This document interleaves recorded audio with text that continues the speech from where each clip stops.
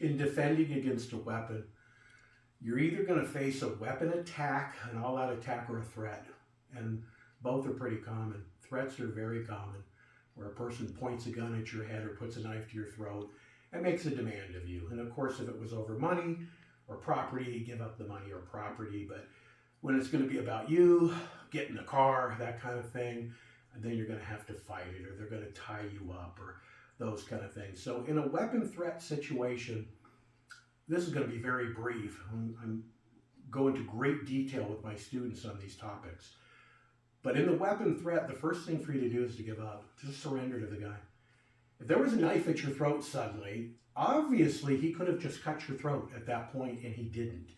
And you're fortunate that you got away with this and being asleep. But if that knife's already there, this is not the time to fight. Give in to him. Know when to do the expected and when to do the unexpected. So surrender to him. And the best advice I could give is don't pretend to surrender. Just really surrender for the moment. Just give in to him. Do whatever he says, as long as it doesn't compromise you. So if a guy told me to lay down on the ground, I would tell him, okay, I'll do it. But then you'd have to make your move at that point.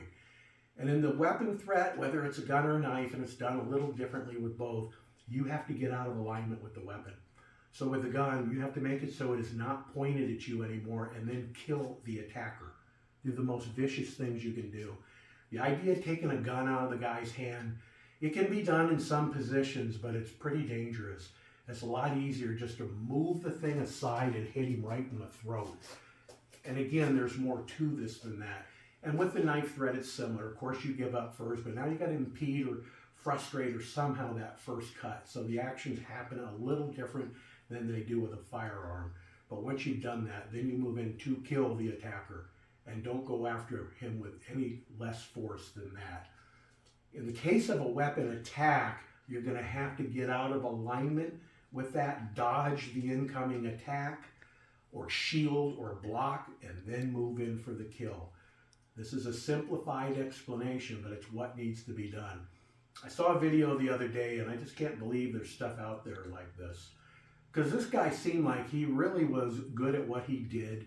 He was an older guy, and he seemed to be a master. I could be wrong, but he was showing knife defenses where the guy came in with a knife to stab you. He grabbed the wrist a certain way, spun it around, but then he took the knife, still in his hand, and he stabbed all the other adversaries. And I just looked at that thinking, could anybody really think that that could be done?